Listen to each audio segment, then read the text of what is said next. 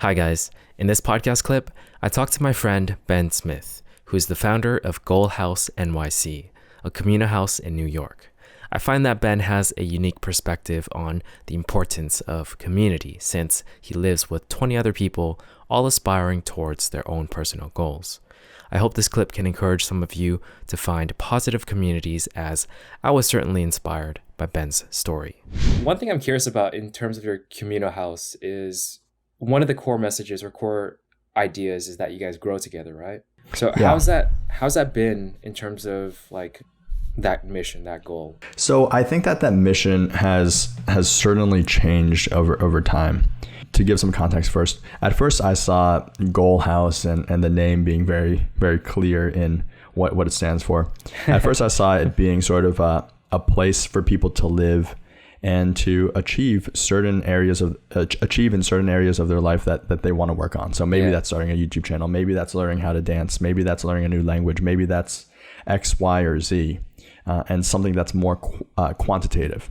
After sort of trying to mold that into the house community for the first few months, I realized, well, first and foremost, this house is a place for people to live. And I need to make sure that people are living and feeling comfortable within their own home. There's a difference, or there's a dichotomy there between living, feeling comfortable, enjoying your time in a house, and then on the contrast, feeling like this is a drill sergeant house where I need to achieve my goals or else. Gotcha. And now my focus really is on being intentional about who comes into the house and being intentional about what their background is, what type of person they are. Do they like being sociable? Do they like having an open mind and having conversation with other people? Because growth will naturally and inevitably happen if people are, for example, from two different backgrounds or two different countries or two different places in their life. That's an immense amount of learning potential and growth. So that's how I think about it now. It's more intentionality in the roommate choosing process, and then spontaneity in how those relationships develop while living in the house. Gotcha. The sort of growth that you were talking about in terms of that, specifically to that example, is just seeing different perspectives, having two people talk that are from two different worlds, also giving each other like different advice, right? Yeah, I would say that happens on a daily basis. But that's not to say that there aren't more rigid goals that are achieved as well. We have people that are runners in the house, for example, and a couple of them had a goal to run a half marathon and a marathon before all of the COVID quarantine stuff. And that was achieved. And that was achieved because there were other runners in the house and they wanted to do that together.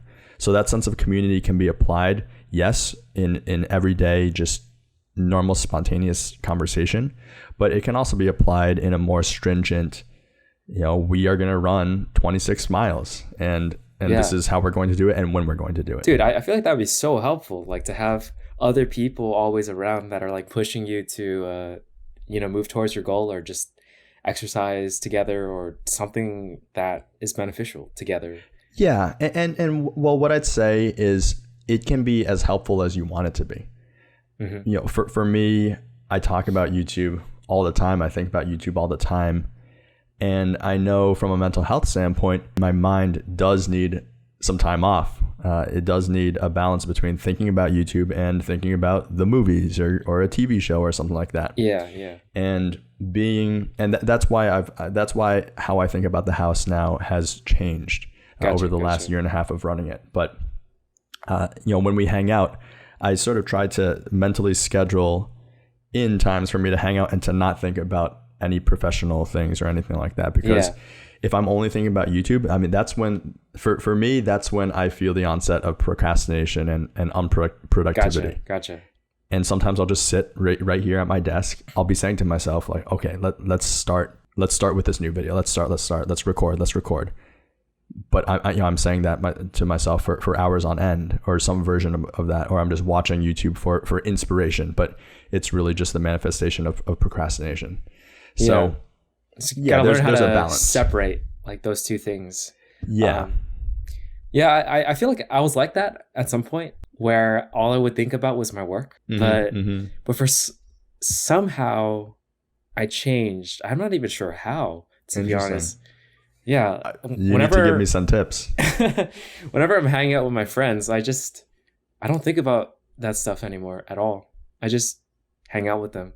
I guess because I'm just enjoying myself. I can't really do much during that moment. So I just disconnect from it, and I'm enjoying the conversation I'm having. I'm enjoying whatever we're doing. I mean, these days I don't really get that much because I don't see any of my friends. But I'm talking about in general. These days it's a lot harder to get away from work just because literally all I'm doing is either at home, sometimes part-time work. And when I'm at home, that's when I can do my work. So it's like a lot of my time is spent on editing or something like that. Right. And it's not good. It's not good. Like in terms of mental health, I really want to like hang out with people and other stuff like that, you know? Yeah, I think, physiologically, we crave that, and now we can't have that. So it's certainly very hard to have a balance right now during these times. Yeah, but it's probably nice to have those people in the communal house though, right? But I suppose it is riskier in terms of contracting COVID, but yeah. Again, I guess that's also an illustration of balance, but yeah, I find the idea of having other people around you that are also striving to achieve something very necessary. I think if you're doing something alone and trying to achieve a goal alone, it's going to be so much harder to not have people who are supportive, as well as like also setting an example, because people can be supportive, they're going to say like, oh, I'm here for you. Good job when you do something cool. But it's not the same when it's someone else also trying to achieve something and they're saying the same things, because there's just a level of understanding that is there when it's someone else who's also striving towards like bigger things or like goals that they personally have. What you have, I feel, is so ideal. Yeah, and part of it is the goal setting and things that are more structured, but part of it is just catching up with someone. Some of my roommates actually all of my roommates know that I'm obsessed with YouTube and just thinking about YouTube. So they'll say naturally, how's the next video going, or how's your channel doing?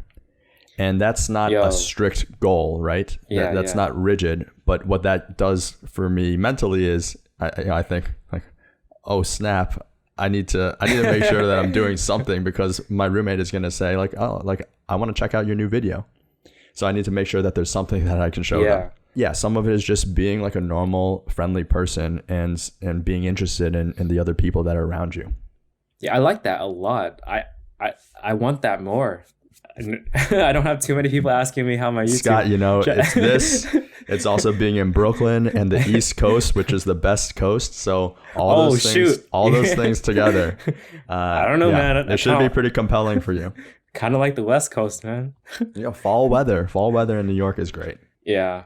I mean, like summer here kind of sucks just because it's really hot, at least where I'm living. Yeah, I recently talked to one of my friends from college, and he's pretty good about being consistent in terms of working out. And I've been pretty bad in terms of consistency with exercise and stuff like that, because interesting. Before COVID, I would go to gymnastics like 2 to 3 times a week. And that was my core exercise. That was like what I would usually do. So after it got closed, I couldn't do that anymore. And from there, my exercise just started to deteriorate. But recently I started talking to him again, and now we have this like Google sheet where we just write down what we did for that day in terms of exercise. Wow. Honestly, the moment we established that sheet, I was like, I'm gonna get down right now and do some push-ups and pull-ups.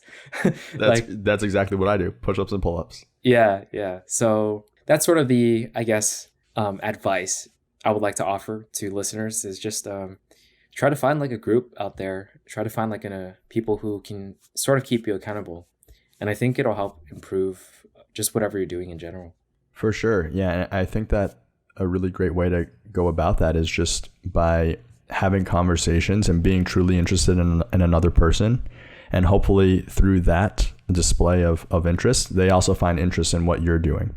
And you guys don't necessarily need to be doing the same exact thing, right? You and I, we both do YouTube, but let's say you did something completely different. Let's say it was software engineering and you wanted to create a new app, and I wanted to continue to grow my channel. The growth there and the steps of producing something new, producing something and making progress, those are similar in themselves. Definitely. So the medium or the product that you're working on, there doesn't need to be complete similarity, but this sense of progress is naturally very similar. And I think it's important to have it come out naturally, because I do feel like when it is systematic, sometimes it's a little tougher to make it interesting sometimes, because like that interest is important in the other person. Like I should have been more interested in the other person's like what they're doing instead of just all for myself. And I think that would have been better in terms of like an accountability environment. Right. Because the accountability is an extension of your interest in that other person. Yeah, exactly. As opposed to the accountability just for the sole purpose of accountability, which is purely utilitarianism, which is great by all means, but it can be exhausting if you're not actually truly interested in how the other person is doing. So lots of balance. The answer to many things is it depends and lots of balance. Yeah. That's the truth. That's honestly it. Because as simple as we would love things to be, oftentimes it's not quite as simple. Yep. Just wanted to give a big thanks for Ben for coming on. You guys can find the full discussion on my podcast in the description. If you guys are interested in a bonus video of us playing Scribble, just click the end card. Thanks for watching. I'll see you guys in the next one.